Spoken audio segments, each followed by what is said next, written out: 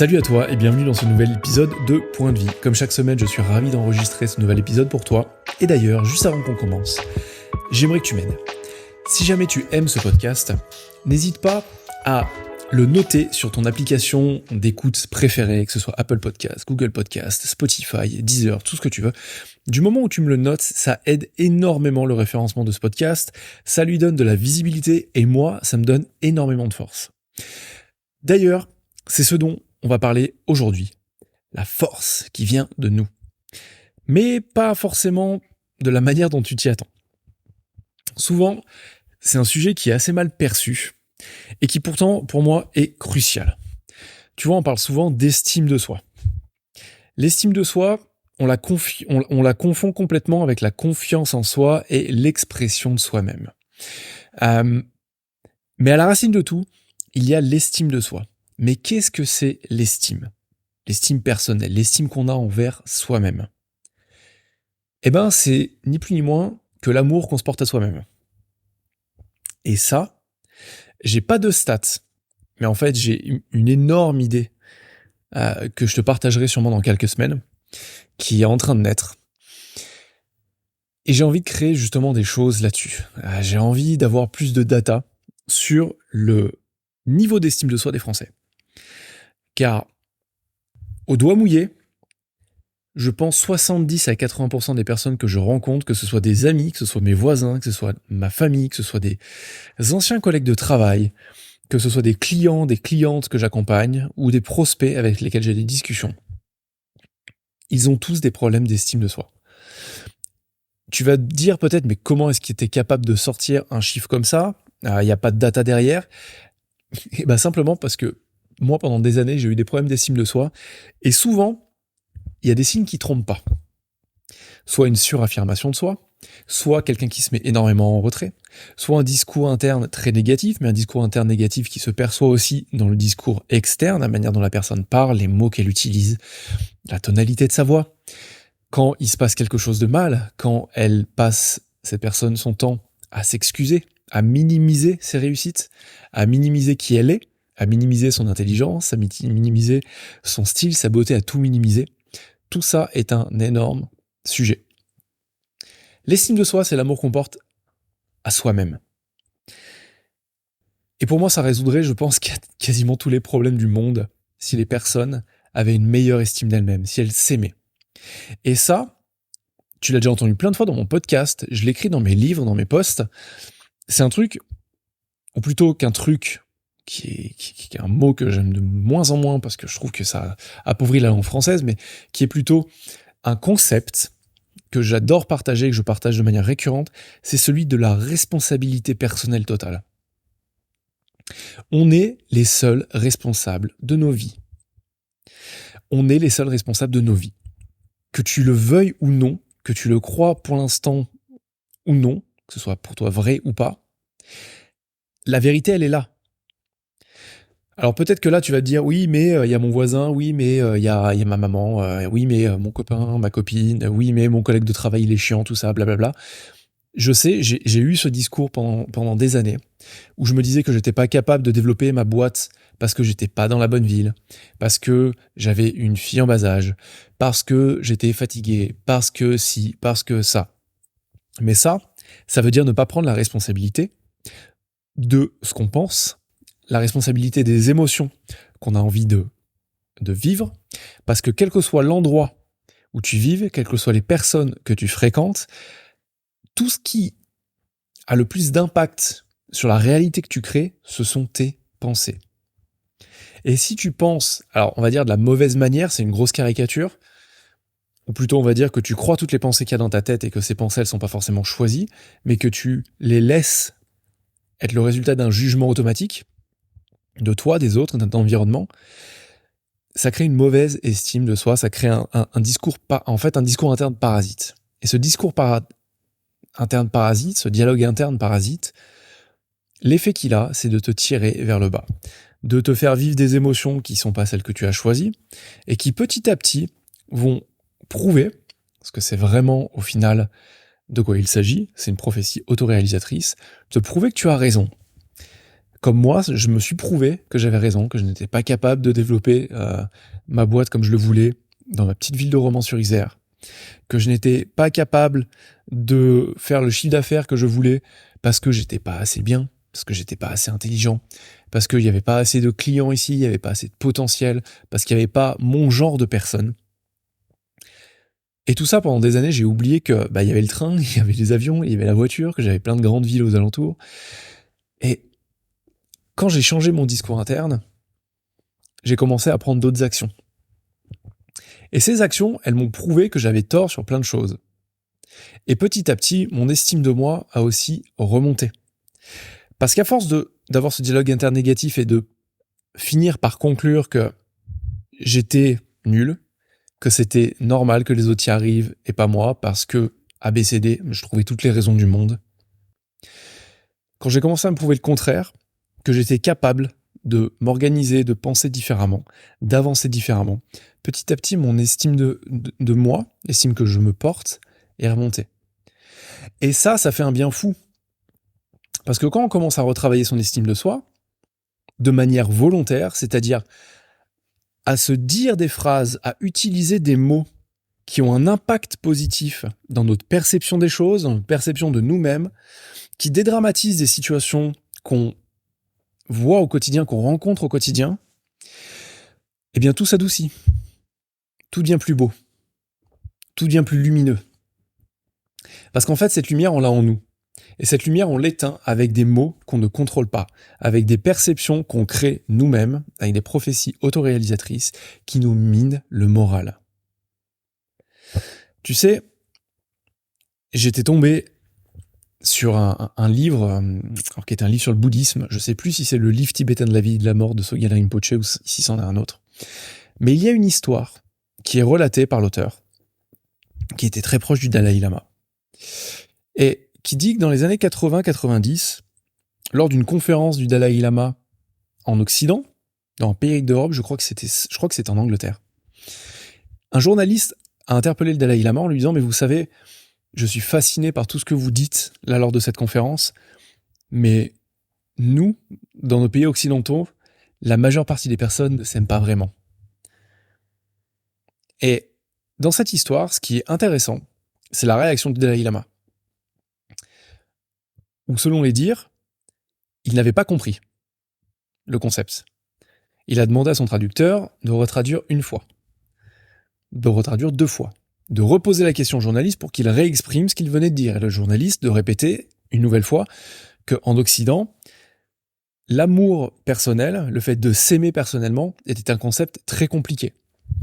Et apparemment, cet aller-retour a duré 2 à 3 minutes, où le Dalai Lama, excuse-moi, demandait à clarifier, parce qu'il ne comprenait pas le concept. Et lorsqu'enfin il a compris, ce qui était noté dans cette histoire, et ça m'a beaucoup touché sur le moment, ça m'a fait sourire, mais ça m'a beaucoup bouleversé aussi, c'est qu'a priori le Dalai Lama était à la fois très attristé et consterné d'entendre ça, en lui disant « Oh, je suis sincèrement désolé d'entendre ça.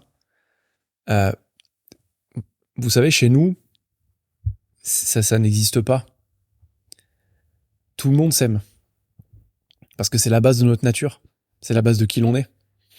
Il n'y a que vous qui allez... là, j'extrapole l'histoire qu'il y avait dans le livre. Il n'y a que vous qui êtes face à vous-même toute votre vie. Si vous ne vous aimez pas, vous n'avez pas les bases. » Et ça m'avait énormément bouleversé d'entendre ça. C'est bouleversant à plusieurs points. Parce que s'aimer soi-même, c'est s'ouvrir les portes, les belles portes pour le coup, du paradis qu'est la Terre, qu'est notre vie. Pour l'instant, on est là, sur Terre. On pense que le paradis est ailleurs, que l'enfer est ailleurs si jamais on se comporte mal, que le paradis nous ouvrira ses portes si on se comporte bien. Mais de plus en plus, je pense que le paradis et l'enfer sont déjà là. Ça dépend exactement de la vie qu'on a décidé de mener, des pensées qu'on a décidé d'adouber ou non. Et j'aimerais te donner 5 bonnes raisons de vraiment t'aimer toi-même. La première, c'est que une fois que tu commenceras à apprendre à t'aimer toi-même, tu vas arrêter de chercher la validation des autres. Tu arrêteras de chercher systématiquement l'approbation des autres sur ce que tu penses être bien, ce que tu penses être mal, ce que tu penses être juste, ce que tu penses être pas juste, ce que tu as envie de faire. La deuxième chose, c'est que tu vas arrêter de te comparer aux autres.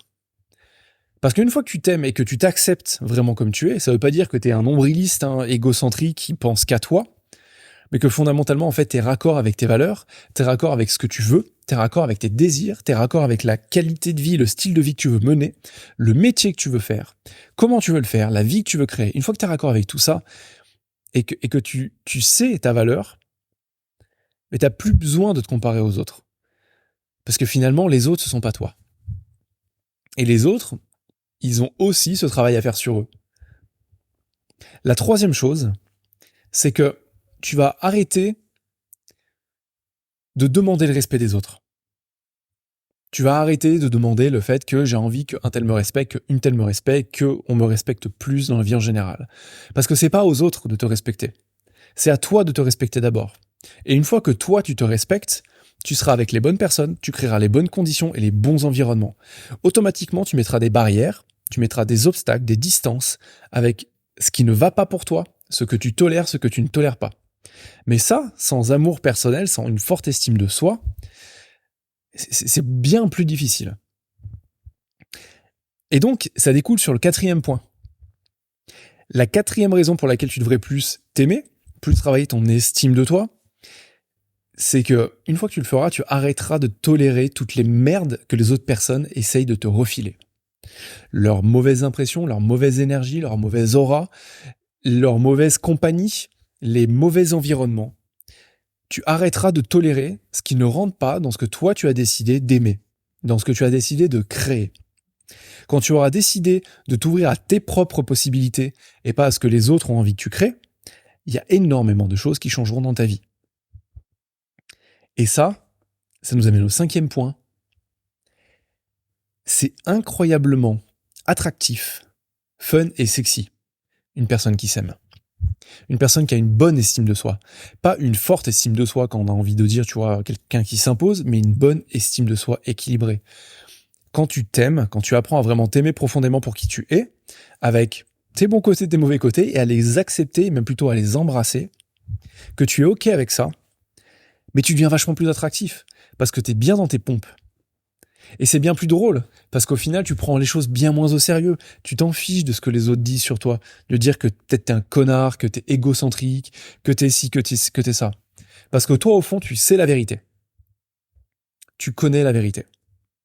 Et tu vois, ça me fait énormément sourire parce que je suis en train de penser à ce que j'avais entendu dans une interview de Tim Ferriss, où l'hôte du podcast lui demandait comment est-ce qu'il gérait les haters, ces personnes qui le dégomment en ligne.